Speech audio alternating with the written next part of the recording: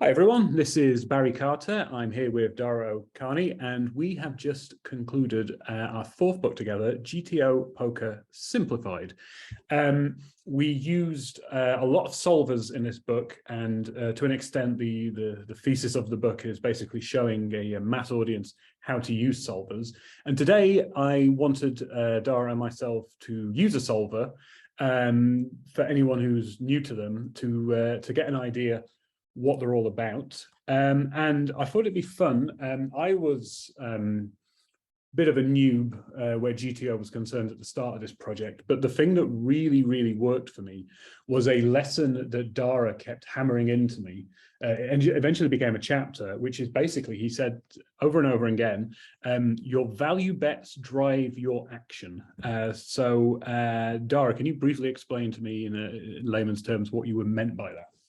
Yeah, essentially what I mean by that is that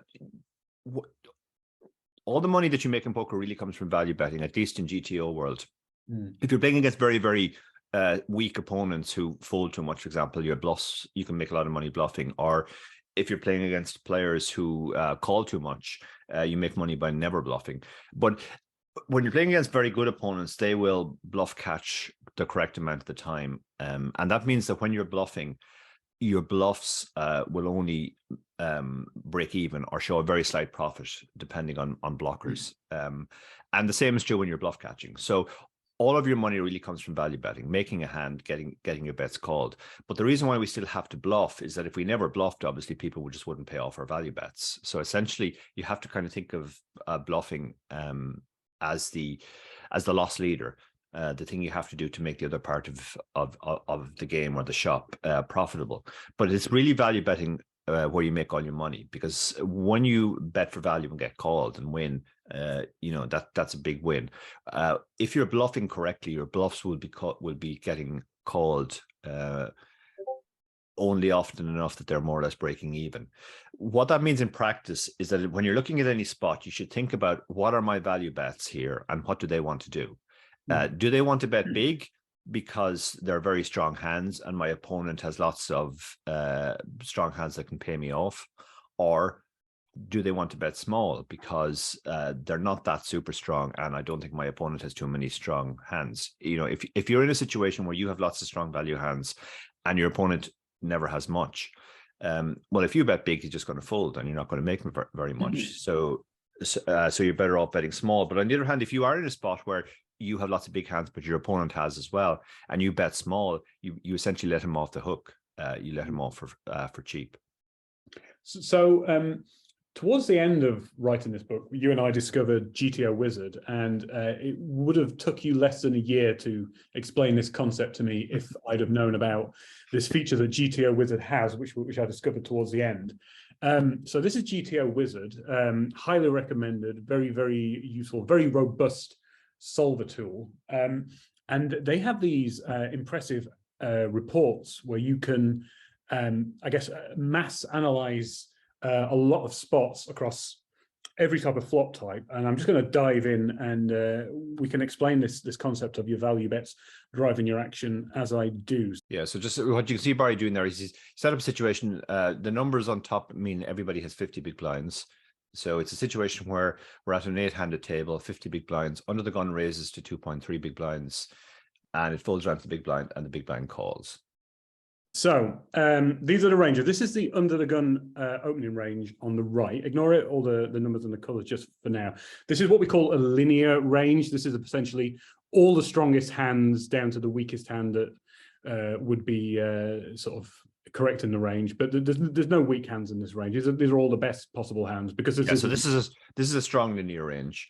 This is an under the gun opening range. It's just going to be the best hands. Yeah. On the left, we have the big blind defending range. This is the opposite, essentially. This is what we call a capped range.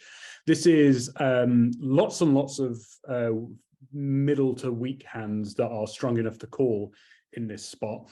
But most of the big hands are taken out. We don't have aces, we don't have kings, we don't have most of the ace kings, we don't have most of the queens. And this is because these hands would almost certainly raise for value in this spot. Let's not delve into that any further. It's the reports feature of GTO Wizard that I'm a big fan of.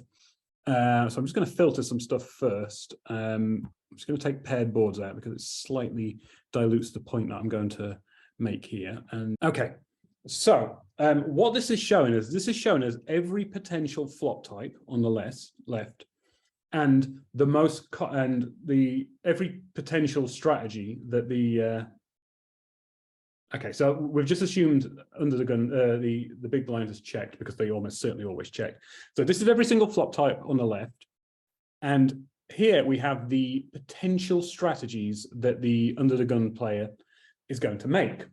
Rather than looking at every single flop type, what we can do is we can look at what's the most common spot where we always bet small.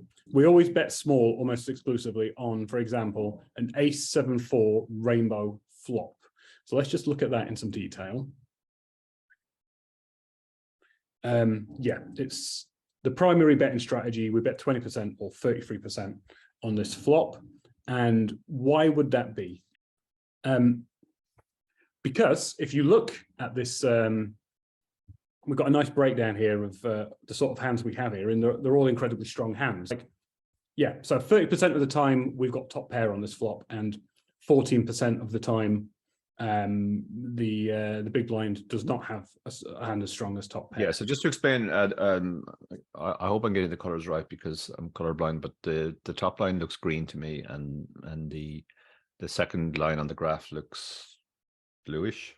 No, it's like you mean on the ranges or on the on the two graphs, basically the equity graph. The top one is under the gun. Oh, my apologies. Yeah. You can see that their weakest hand is basically still has 25% equity. So you know that's pretty decent. And they and the other graph beneath it is the defender's range. So he has basically just a lot of really weak hands. You can see you have to get well down the x-axis before you even get to hands where he has 50%. So that makes the point that under the gun has basically a much stronger range. Their graph is much higher. You only have to get to about the 30% point on the x-axis before you have 50% equity. In other words, you're going to win more than half the time. So yeah, it's basically a strong range against a weak range. And if you actually look at the ranges, I mean, look at the hands that we've got. Like quite a high percentage of the hands are ace X for under the gun. Obviously, we've got all these pocket pairs that will perform pretty well on a very dry flop like this. There's nothing really in the way of a draw for either player. So yeah, we have a very strong range, mostly based around one pair type hands, and the big blind has all these just complete misses. So for that reason, we bet small on a board like this because we have, if we're the under the gun player, we have so much value and very few bluffs. So the best way to get value from a wide range is to make a small, enticing kind of bet, I think is probably the layman's way to describe it, rather than just firing in a big bet. Because if we made a big bet on this board, then the only hands that will give us action are the sets and the ace X, right, Dara? Yeah, correct. Yeah, you can see there's quite a large spike up there at 80% or whatever, where suddenly the defender has that's where his strong hands kick in. If we bet large, everything before that is just going to fold, and we don't give it a difficult decision at all. He has a very simple decision. If I have a strong hand, I call. I know what my strong hands are. They're my strongest ace X, my sets, my two pairs. And if I have a weak hand, I fold. But if we bet a smaller amount and he just folds all his weak hands, now he's folding too much, and our bluffs are actually printing money. On the other hand, if he calls too much, because we nearly always have the stronger hand, given our range advantage, then he's paying off our value bets too much. So we're putting him in a difficult spot where he has to decide where's the line, like what's the weakest hand I call with. And maybe to make that point, like we will look at what kind of weak hands he should call with when we bet 20% or 33%. Yeah, so if we bet 20%, this is the blue is fold, the green is call, yeah, and then everything else. The rest. Yeah, you can see he basically has to continue with some hands like king 5 suited, queen 5 suited some of the time.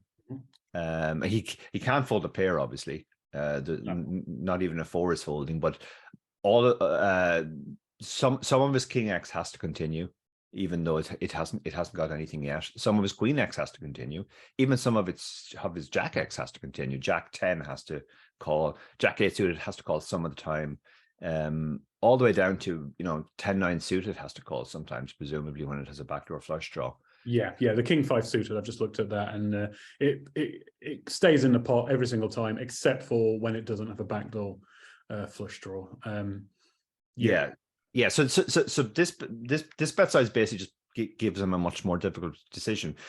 If he folds all of his king highs, queen highs, jack highs, 10 highs, he's folding far too much, and our bluffs are printing money. But if he calls too many of those hands, let's say he thinks he has to call all of his king highs, then that's too much as well. So he's making a fundamental mistake. So that is a small bet. That's what we'd call a range bet. Let's do the same report, but look for something else.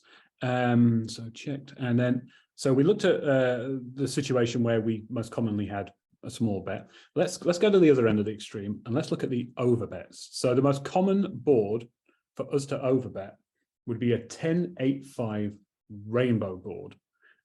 This is our betting range. We bet most of our hands some proportion of the time, but 53% of the time we bet over the pot, 125% pot.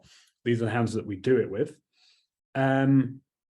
This took me a long time to understand, but this is essentially what we call a polarized sort of range, right? And the reason we're polarized is because we've either got a very strong hand for this board or we've missed.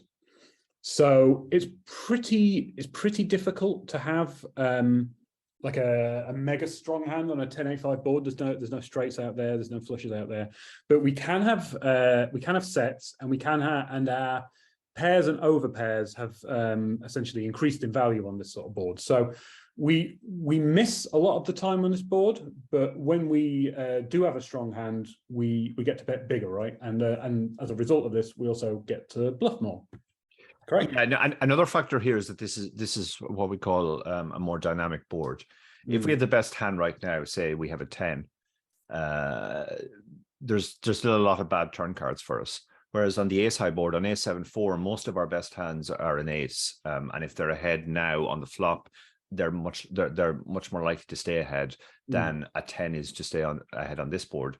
Obviously, there's also lots of straight draws on this board. Jack 9 is open ended, 9-7 is open ended, 7-6 is open ended. There's any amount of gut shots from Queen Jack all the way down to 6-4. So because of that, if we bet small, we'll allow all of those gut shots to call and realize their equity, and there'll be almost no good turn card for us, because if the turn card's an overcard, our top pair could be pulled ahead of, or our second pair as well. Second pair is pretty strong on this board, but if it's lower than that, it'll almost certainly complete either an open-ended straight or a gut shot.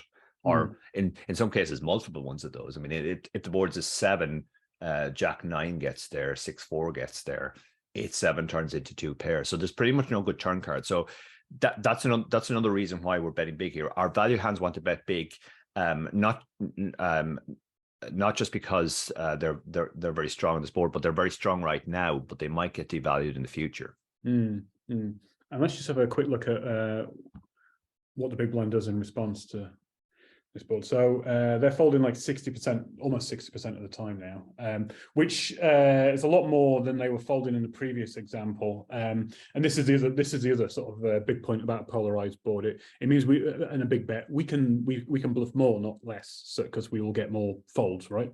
Yeah, correct. Like they're making a mistake if they, on the previous board we saw, not only were they not folding any pair to the small bet, but they weren't even folding all their king highs, queen highs, etc. Here we are, they are folding all their king highs.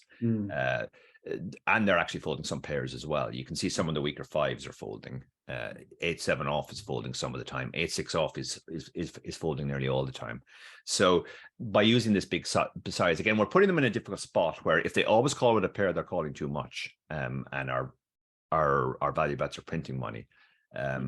But on the other hand, maybe, but it's also possible for players to overfold here. Some players would look at a 5 here and go, okay, that's not strong enough to call a 1.25 times pot, and they'd fold all their 5s. So again, you're playing in such a way that you're making it very difficult for your opponent to sort of get their frequencies right. Yeah. I mean, I think if you're relatively new to GTO, I think you'd be very surprised to see, for example, that 9-5 suited is calling here a lot of the time. I presume this is only calling when it's got some back. So no, 9-5 the clubs folds for some reason, but 9-5. Well, no, 9-5 the clubs is impossible. Sorry. Board, so. Yeah, sorry. But yeah, it's 9-5 suited will still stick in the pot because they've got the backdoor equity as well. Yeah, so, yeah. Well, actually, 9-5 of spades is folding, if I read that correctly. Is it just over 9-5 again? Yes. Yeah, 9-5 of spades is pure folding. But 9-5 of hearts and 9-5 of diamonds have a backdoor flush draw and backdoor straight draw. In fact, multiple backdoor straight draws. They can hit 7-6, Jack 7, or Jack 10, Jack Queen. So, yeah, but they also need the flush draw. And again, that's a spot where a player, even somebody who's read our book and knows the value of backdoors, they might get that spot wrong. They might either think that the backdoors are too weak in this spot case against an overbet, or they might think that the backdoors are strong enough that we don't even need the backdoor flush draw because you have all the backdoor straight draws. But actually, the solution in this spot is you need both the backdoor flush draw and the backdoor straight draws. I mean, I suppose in this spot, a hand like 9-5 suited is quite robust in the sense that it is beating the bluffs, and if someone is correctly betting a polarized range here, you're beating like airballs, ace high, whatever, Yeah. But at the same time, you've got that equity against the really, really strong value hand. Yeah, you can make a really bad. You could, yeah. Whenever you're calling against a polarized range, it really helps to be beating the weak hands, the bluffs. But any hand that you're probably considering calling with probably falls into that category. 5-4 off, for example, is also beating all the bluffs, but that always just pure folds, because you want a sort of a plan B if he does have a really strong hand. If he has his overpair or his set or his or top pair. 5-4 off is dead against a set, but 9-5 suited isn't. Yeah. Right, one more example really is going to hammer this home. Just 1 second. No. So we've looked at situations where there's a small bet when we've got an incredibly strong range against our opponent. We've looked at the situations where we've either got a very strong hand or a miss where we bet very big against an opponent. Now let's see the situation where our opponent has checked and we actually check back rather than not bet. We have the strong linear range. We've mentioned that before, and a lot of people would automatically c-bet all their range in this spot. But there are spots where the predominant action is to check back. For example, is a good one. 8. Yeah, you can actually see all of the flops there, and they're all very similar. They're all 9 high, 8 high, 6 high, 7 high, with possible straights on the board. So let's just look at one. So yeah, this is 6, 7, 8 rainbow, and in this spot we're supposed to check back 60% of the time, even though we've got we've got sets here, we've got top pair, we've got over pairs, obviously, and obviously as well. Yeah. So what's happened here? This is a situation where we have got a capped range, even though we've got the even though we've got the very, very strong linear pre-flop range. We really don't have that many strong hands here. We do have 9-10 for the straight, but we don't have 4-5 for the straight, for example. Meanwhile, our opponent has all of this stuff around here, lots of 2 pair, for example.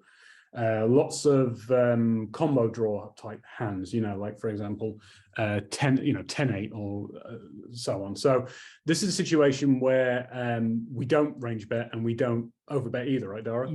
Yeah. I mean, if you actually look at the two ranges side by side there, you can see that the big blind, not only does he have all of the really strong hands, like lots of two pairs, because he has 10-9 off, he has far more straights. Like, it's nice having 10-9 suited in the range, but there's only 4 combos of 10-9 suited. There's 12 combos of 10-9 off, and they're all missing from the big blind's range. He doesn't have any 5-4, and the big blind has some 5-4 suited and some 5-4-0, and he also has some 9-5 suited, which makes it straight as well. So if you look at the big blind's range, you can see all of the really strong hands clustered around that middle part, as you said, that are where all the straights and the two pairs and the sets are. But if you move your eyes away from that, you'll see lots of hands color coded in what looks like red or orange to me. Your king 3 suited, very weak hands. So he actually now has the classic polar range. He has the super strong hands, and then he has lots of really weak hands. So because he has the strong polar range, that puts him in a spot where he can make large bets, make large check raises aggressively. If you look at the under the guns range, yes, he has a few of those hands. He has sets. He has a little bit of 2 pair with 8-7 suited, and he has 10-9 suited for straight. But that's it. Most of his hands are overcards that have missed. Now, they're not super weak because they might be the best hand right now. But they're so he kind of has like a few very strong hands, a few pretty marginal hands, and not too much absolute garbage, unlike the big blind. So this is sort of a polar range versus condensed range situation, but it's unusual in that it's actually the big blind defender who has the polar range here.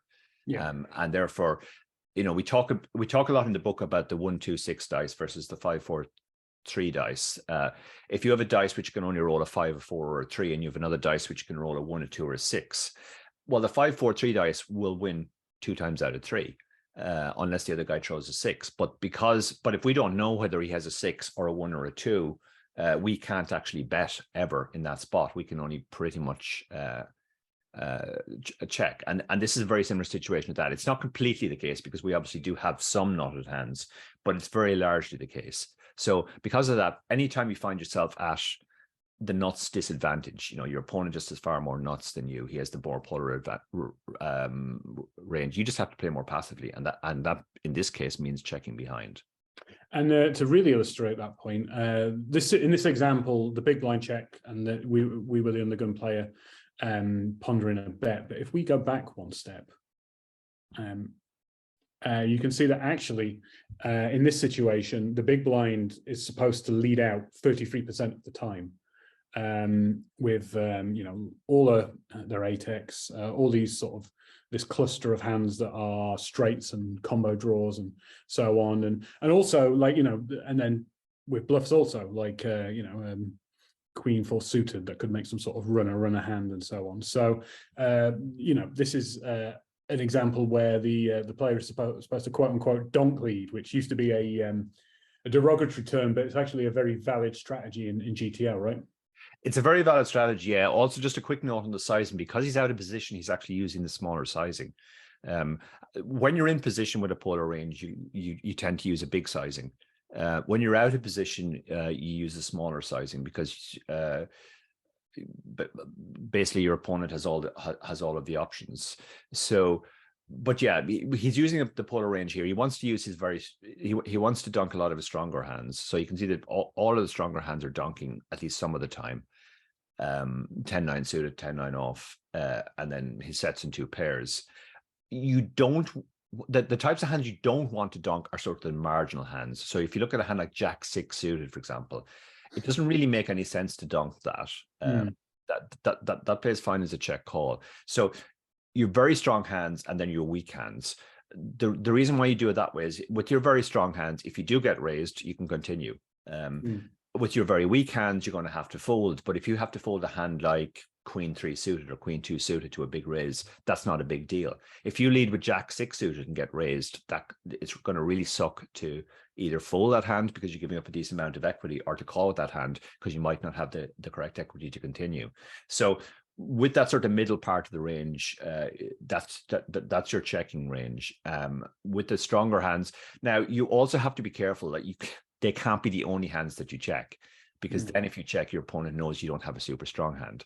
So you can see that all of the super strong hands, even 10-9 suited and 10-9 off, they're mixing checking and betting, and that's to protect your checking range, so that when you check, your opponent can't just go wild and go, okay, he's got Jack 6 at best. And yeah, I think that sort of sums up the three kind of, I guess, the most extreme betting scenarios. I mean, I guess the other thing we could look at is very, very briefly is spots where there's a mix of actions. This is a good example. So Ace King 3. Yeah, I mean, monotone boards are incredibly hard to play, but yeah, I mean, typically speaking, this is one of the big things I learned from this book, is that the right strategy with a monotone board is usually to bet small, right? Because correct. It's I mean, again, because I mean, from practical's perspective, you're not going to get many calls unless someone's got a flush draw or better in a real life game. But in a GTO world, we bet small because we have it's a static board. It's not. The person who's ahead now is probably going to be ahead by the end of the hand, which is counterintuitive to a lot of people. Some people see the three hearts there and they think that this is a very dynamic, very action board, right? Yeah. Can you just go back to the report on this, just show the equity graph for that board? Well, it's 36% to the out position. No. You know the thing you had that shows the actual graph, the two lines, the two graph lines. Oh, I don't know how you actually got that up, but you got it up for a few of them. There we go. Yeah, yeah. So you can see that, like, basically the defender here at the bottom line has lots of just really weak hands. So anytime your opponent has lots of really weak hands, you're generally just going to use the smaller size anyway. But at the same time, it's a weird situation because he also has lots of very, very strong hands. So when you have a situation where your opponent has lots of really weak hands and lots of really strong hands, if you bet small, the purpose of that is really just to fold out the weak hands. It doesn't matter how big you bet, he's not going to fold a flush or a strong flush draw. So really you're just trying to kind of fold out his very low equity hands. You can see that almost half of his hands have less than 25% equity. So they're going to have to fold to a small bet, or at least we're going to give him a difficult decision with a small bet.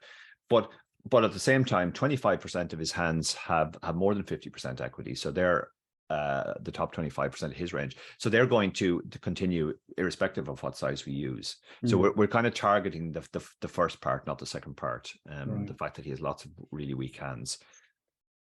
Yeah, and sort of back to the hands that the bet and don't. I mean, obviously, again, there's a mix for most hands for balance purposes, but you know, we're betting most of our ace-x here, for example. For obvious reasons. As the kicker gets weaker, we bet less, and also I imagine the suits matter. Like if you bet, we've got ace-6 suited here. Well, actually, yeah, of course, we can't have a flush with our ace-x suited. So yeah, scratch that point. But yeah, with our queen X, for example, that's going to be a much bigger factor. Yeah. Like with queen jack suited, for example, with the flush draw, we're obviously almost always betting because we have a super strong. And queen jack off is the one. Queen jack off. If we have the heart, we're almost betting as well. Particularly the queen of hearts. But if we don't have the heart, we're doing a lot more checking. So, and you can see, like, in terms of our value hands, when we have pocket threes, we're always betting because our opponent has lots of ace-x and king-x that can continue. But when we have kings, we're checking some of the time, and we have aces, we're checking even more often. And that's to do with blocker effects. In terms of the bluffs we're using, like you can actually see that, for example, fours or fives are betting more frequently than tens or jacks. And again, that's because, remember, we're just targeting his hands that will fold, the random stuff that is missed completely, like 7-6 off without a heart. Now, 7-6 off without a heart has very little equity against jacks or queens, so we don't have to really worry too much about equity denial / protection. But they have decent equity against fours and fives. Their 6 or 7 will be good. So that's why the range is constructed the way that it is. So thank you, Dara. I think we summarized a lot of things that people who've bought the book may be curious about if they haven't actually seen a solver in action. The book is GTO Poker Simplified. This is GTO Wizard that we're using today. And if you look at the notes underneath the video, we've got a link for a 15% off discount for that. It's an incredibly useful tool and probably the best tool for someone who hasn't used a solver before. Would you say, Dara? Yeah, absolutely. Yeah, this is sort of the latest generation of where solver technology has gone. When the solvers came on the scene, you basically had to do all the setup yourself, define the ranges, just the different bet sizes, etc., and that's we also did that for a few years. Now, where we've rolled on to is people like GTO Wizard. They've actually run all these solves in something like PO or Munker or whatever they're using, and they've grouped them all together so that you can literally access a huge bank of solutions. And the important thing when you're doing that is don't just look at specific spots like, oh, this hand came up and I didn't know what to do. Oh, good, the solver says it's okay to do what I did. Or that has some usefulness in terms of like looking for leaks in your game, stuff that you don't understand. If you do find that the solver doesn't approve of your play, try and find out what the reason is. Why did the solver do something else? But really, the much better way to use the solver is the way that we've been doing here, which is to look at a common scenario and look at lots of different boards and try and see the patterns. Like, for example, when we looked at the boards where there was a lot of leading and a lot of checking behind by the under the gun if the big blind didn't lead, what was the pattern there? The pattern was it was low card boards where the big blind defender has a lot more straights. And that's a heuristic you can then take into game. You will recognize when a board comes down, oh, this is one of those boards, so I guess I should be leading sometime. And if you've studied the spot, you'll go, okay, what hands should I be leading? Well, I should be leading really weak hands that can make a backdoor or some sort of strong hand by the river, like Queen 4 suited on 8-7-6, or the really strong hands. But I shouldn't be leading stuff like Jack 6. And that will basically that will make a huge difference to your game. You'll have these internal heuristics. Similarly, on the Ace King 3 board, if you study it in detail, you'll understand why certain types of hands bet frequently and why other hands don't. So thank you, Dara O'Kearney. GTO Poker Simplified, GTO Wizard, get them both. Indeed.